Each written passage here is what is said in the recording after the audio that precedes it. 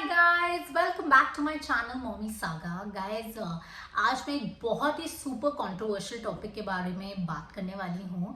Guys, मैं जब भी किसी मॉम से मिलती हूँ, न्यू मॉम स्पेशली, एंड वो हमेशा मैं उनसे एक क्वेश्चन ज़रूर पूछती हूँ।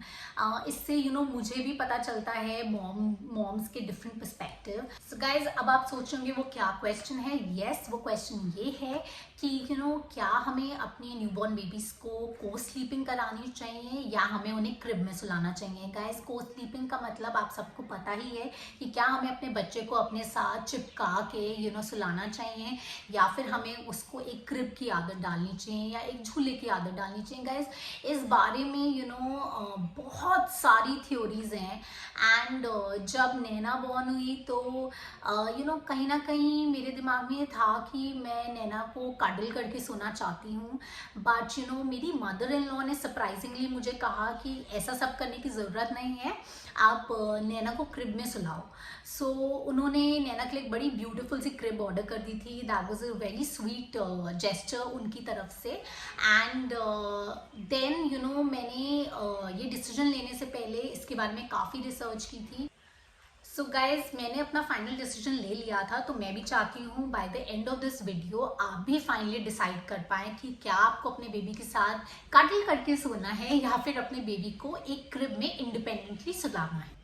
सो गाइज, इस वीडियो को मैं 3 सेक्शंस में डिवाइड करूँगी। पहले हम बात करेंगे को स्लीपिंग के बारे में, उसके बेनिफिट्स एंड उसके प्रॉब्लम्स के बारे में। दूसरा हम बात करेंगे क्रिब के बारे में, क्रिब स्लीपिंग के बारे में, उसके प्रोज एंड कॉन्स डिस्कस करेंगे। एंड लास्ट चीज़, कुछ डूज एंड डोंट्स जो हर मॉम को ध्यान में रखने हैं। इस सेक्शन में हम बात करने वाले हैं को स्लीपिंग के बारे में। गाइस, पहले हम बात करते हैं कि को स्लीपिंग के एडवांटेजेस क्या होती हैं।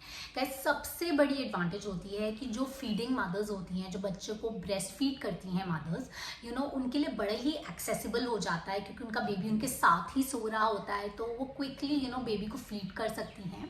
गाइज, दूसरी चीज़ जो बहुत बड़ा एडवांटेज है, बेबी को बहुत ज़्यादा इमोशनल सपोर्ट मिलता है जब उसकी मॉम उसके साथ सो रही होती है। उसको बड़ा ही एक सेफ एनवायरनमेंट मिलता है जब उसकी मॉम उसको स्नगल करती है, उसको हग करती हैं।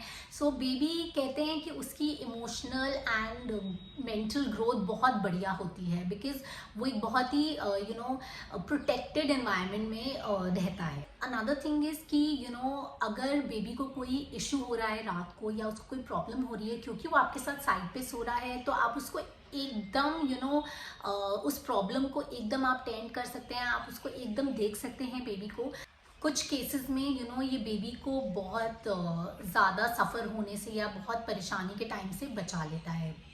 गाइज, लास्ट चीज़ है, जो मुझे सबसे बड़ा एडवांटेज लगता है को स्लीपिंग करने का, वो है कि आप उठते ही सबसे पहले अपनी बेबी की शक्ल देखते हैं। वो जो सनशाइन स्माइल होती है गाइज, ट्रस्ट में उसका कोई मुकाबला नहीं है। गाइज, चलिए आइए अब हम क्विकली डिसएडवांटेजेस के बारे में बात करते हैं को स्लीपिंग की। आई नो इंडिया में को स्लीपिंग बहुत बहुत बहुत ज़्यादा लोग प्रेफर करते हैं वर्सेस अब्रॉड में क्रिब स्लीपिंग का बहुत ज़्यादा प्रोपेगेंडा है, बहुत ज़्यादा उसके बारे में लोग बात करते हैं। बट गाइज, को स्लीपिंग के डेफिनेटली कुछ डिसएडवांटेजेस भी हैं। इसका सबसे बड़ा डिसएडवांटेज है कि बेबीज जो होते हैं, जब उनके पेरेंट्स उनके साथ को स्लीपिंग करते हैं तो पेरेंट्स भी कभी कभी रोल ओवर हो जाते हैं या उनका हाथ बेबी को लग सकता है, तो इस साइड से बेबी को कोई ना कोई इंजरी होने का काफ़ी डर रहता है। गाइज, दूसरा है ये एक्चुअली बहुत ही रेलिवेंट चीज़ है, एंड ये मैंने एक्चुअली बाद में रियलाइज़ किया अपनी रिसर्च से कि yes, it's a very important topic, and that is कि बेबी का जो मैट्रेस होता है, अगर आप क्रिब्स वगैरह में देखें तो थोड़ा हार्ड मैट्रेस होता है, एंड सो दैट बेबी की स्पाइनल कॉर्ड एंड स्पाइन अच्छे से डेवलप हो। बट जनरली जो पेरेंट्स सॉफ्ट मैट्रेसेस यूज़ करते हैं अपने लिए और जो बेबी को उस पर सॉफ्ट मैट्रेसेस पे सुलाते हैं, तो बेबी उसमें सिंक इन हो जाता है। So it's not very good for babies spine development.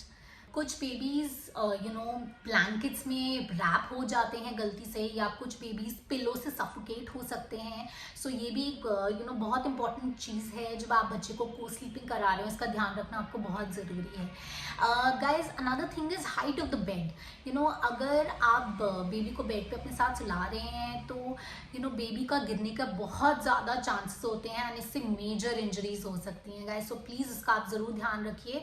इसकी मैं आपको एक रेमेडी क्विकली बता सकती हूँ कि आप ऑनलाइन बेड रेलिंग्स मिलती हैं, आप वो ऑर्डर कर दीजिए तो आप और बेबी आराम से को स्लीपिंग कर सकते हैं बिना किसी टेंशन के। सो गाइज लास्ट पॉइंट जो मेरा है वो काफ़ी इंपॉर्टेंट पॉइंट है। रिसर्च कहती है कि बेबी ज़्यादा को स्लीपिंग से सिड्स का शिकार होते हैं। Seeds is the sudden infant death syndrome. Guys मैं इसके ऊपर भी एक अलग से वीडियो ज़रूर बनाऊंगी, बट फिलहाल मैं आपको शॉर्ट में समझा दूं कि इसमें क्या होता है कि जो छोटे बेबीज़ होते हैं वो एकदम से सफोकेट हो जाते हैं and they just they are not able to survive. So guys मुझे कहने में बहुत मुश्किल हो रही है, सो इमेजिन जिनके साथ ही बीतती है। बट गाइज ये रिसर्च कहती है कि को स्लीपिंग से बच्चे सिड से ज़्यादा सफ़र करते हैं। सो प्लीज़ इसका आप ज़रूर ध्यान रखिए। Guys now let's quickly go on to the next section and हम बात करते हैं क्रिब स्लीपिंग के बारे में। गाइज क्रिब स्लीपिंग का सबसे बड़ा एडवांटेज ये होता है कि बच्चा बहुत ही इंडिपेंडेंट हो जाता है, उसको अकेले खुद सूद करना आ जाता है और अकेले सोना आ जाता है, which is a very very big thing because eventually life में बच्चे को अकेले ही बेड पे सोना है, राइट। से पता चला है कि अगर बेबी क्रिब स्लीपिंग करता है तो 46,000 आउट ऑफ 1 बेबी को चांस होता है सिड होने का, वेयर एज को स्लीपिंग में अराउंड 16,400 बेबीज में एक बच्चे का चांस होता है। So guys of course this is like a safer option for your baby. ये गाइज जो लास्ट पॉइंट है ये बेबी की वेलबींग के लिए तो है ही, बट इवन पेरेंट्स की अपने टाइम के लिए भी बहुत ज़रूरी है। सो अगर आपका बेबी क्रिब स्लीपिंग कर रहा है so you can spend time with each other. आप एक दूसरे के साथ you can get time to be intimate, to bond your relationship, make it stronger. Crib sleeping के सिर्फ 2 ही डिसएडवांटेजेस हैं। एक है कि बच्चे को कभी कभी वो सेफ एनवायरनमेंट नहीं मिल पाता, बट इसका एक बहुत ही सिंपल सोल्यूशन है। आप बच्चा जब जगा हो तो आप उसके साथ रहिए, उसको हग कीजिए, उसको स्नगल कीजिए, उसको किस कीजिए। गाइज दूसरी चीज़ है, मैंने देखा है कि काफ़ी मॉम्स ये कहती हैं कि हमारा बच्चा हमसे डिटैच हो गया है। गाइज ये डिसएडवांटेज मैं नहीं कहूँगी बिकॉज ये हमें लगता है। Baby is always loving you. आप उसको वही सपोर्ट तब दे सकते हैं जब बेबी वो जगह। सो गाइज इस सेक्शन में मैं आपको एक बेस्ट सोल्यूशन दूंगी जो एक्चुअली मैंने अपने पर्सनल एक्सपीरियंस से करा था। सो गाइज आपकी तरह मैं भी बहुत कंफ्यूज थी क्रिब स्लीपिंग और को स्लीपिंग में। दिल कहता था को स्लीपिंग करूं बट दिमाग कहता था क्रिब स्लीपिंग करूं। सो क्रिब तो मुझे गिफ्ट मिल ही गई थी, सो मैंने अपनी बेबी को क्रिब में सुलाना शुरू किया। बट इसका एक बेस्ट सोल्यूशन है, आप उसको क्रिब में सुलाइए और आप उसी कमरे में साइड पे बेड पे सोइए, सो दैट बेबी भी इंडिपेंडेंट रहे, आप भी इंडिपेंडेंट रहो, और अगर कुछ होता है तो आप क्विकली बेबी को जाके केटर कर दो। आप उसकी नीड्स को फटाफट देख सकते हैं। सो ये मुझे बेस्ट सोल्यूशन लगा, इंस्टेड ऑफ बेबी को एक क्रिब में डाल के कमरे में रखना और आप दूसरे कमरे में जाके सो जाओ। आई थिंक उससे ज़्यादा अच्छा मुझको ये सोल्यूशन लगा। ये एक मिड सोल्यूशन है जिससे कि आपको गिल्टी भी नहीं फील होगा कि मैं अपने बेबी के साथ नहीं हूँ, प्लस आपको आपकी स्लीप भी डिस्टर्ब नहीं होगी और ना ही बेबी की स्लीप डिस्टर्ब होगी। सो गाइज जो भी मॉम्स अभी भी कन्विंस नहीं है वो फिर भी को स्लीपिंग करना चाहती हैं तो उनके लिए मैं कुछ क्विक बेड शेयरिंग टिप्स देना चाहती हूँ। गाइज अगर आप स्मोक करते हैं, अल्कोहल पीते हैं, आप प्लीज़ बेबी के साथ नहीं सोइए। अगर आप हैवी स्लीपर हैं तभी भी आप बेबी के साथ नहीं सोइए बिकॉज वो आपको इंजर कर सकता है। बेबी को गाइज प्लीज़ बेड शेयरिंग में उनके सिबलिंग्स के साथ मत सुलाइए बिकॉज वो भी बच्चे हैं, उन्हें भी नहीं पता कि क्या करना चाहिए and it can lead to serious injuries. And guys most important thing is in bed sharing, आप प्लीज़ एक बेड रेलिंग ज़रूर ऑर्डर कीजिए जिससे कि आपका बेबी हेड इंजरी या गिरने से बिल्कुल बच सकता है। एंड गाइज जैसे कि मैंने आपको एक मिड सोल्यूशन बताया था, room sharing with crib sleeping. So guys इसके बहुत बड़े एडवांटेजेस होते हैं। सबसे पहला कि आपको बेबी मॉनिटर जैसी एक्सपेंसिव चीज़ें लेने की कोई ज़रूरत नहीं है। दूसरा पेरेंट्स की जो एंग्जाइटी होती है कि हम एक कमरे में नहीं हैं, वो एंग्जाइटी खत्म हो जाती है। And last but not the least, parents कुछ भी हो तो बच्चे को एकदम फटाफट केटर कर सकते हैं। गाइज लास्ट सेक्शन में हम क्विकली बात करेंगे बेबी के लिए कुछ क्विक स्लीप ट्रेनिंग टिप्स के बारे में जो आपको ध्यान रखना चाहिए। गाइज सबसे पहला टिप और सबसे इंपॉर्टेंट टिप है कि आप कोई वाइट नॉइज कीजिए। वाइट नॉइज का मतलब होता है कि जब आपका बेबी सो रहा हो तो आप फैन का चला दीजिए। वो नॉइज बेबी को हेल्प करता है स्लीप करने में। या फिर आप कोई क्यूट सी ललाबाई लगा दीजिए उसके स्लीपिंग टॉय पे, सो वो भी बेबी को काफ़ी हेल्प करता है स्लीप करने में। गाइज आप बेबी को थोड़ा सा बेड से थोड़ा सा अलग करिए अगर आप उसको क्रिब में भी सुला रहे हैं, सो दैट आप एक दूसरे को नहीं देखें। बिकॉज अगर आप कंसिस्टेंटली एक दूसरे को देखते रहेंगे तो उसका कोई फायदा नहीं है।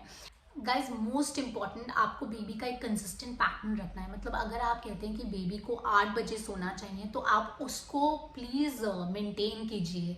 उसको इनकंसिस्टेंट मत कीजिए, कभी 8 बजे सुला रहे, कभी 9 बजे सुला रहे, कभी 10 बजे सुला रहे। इससे बेबी का स्लीप पैटर्न कभी भी नहीं बनेगा।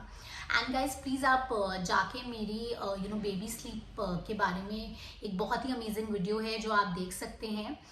एंड आई होप गाइज वो आपको हेल्प करेगी।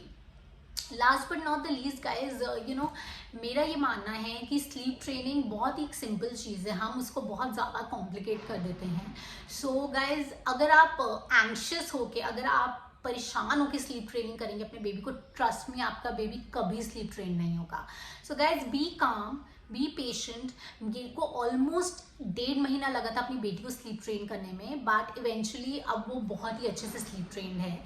सो गाइज थोड़ी पेशेंस की आपको ज़रूरत होगी बच्चों के साथ। एंड गाइज स्लीप ट्रेनिंग में नहीं, हर चीज़ में please be a little patient with your kids. वो भी इस वर्ल्ड में आए हैं एंड वो भी नई नई चीज़ें देख रहे हैं और वो धीरे धीरे सीख रहे हैं। So please guys be patient. Guys आज के लिए बस इतना ही। अगली बारी हम फिर मिलेंगे किसी अमेजिंग टॉपिक के साथ। Guys, don't forget to support my channel.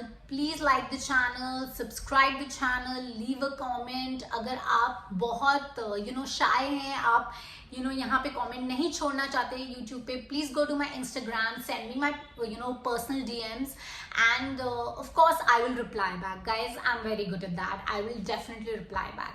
So अगली बारी guys हम फिर मिलेंगे, and here's Mommy Saga signing off. Bye bye.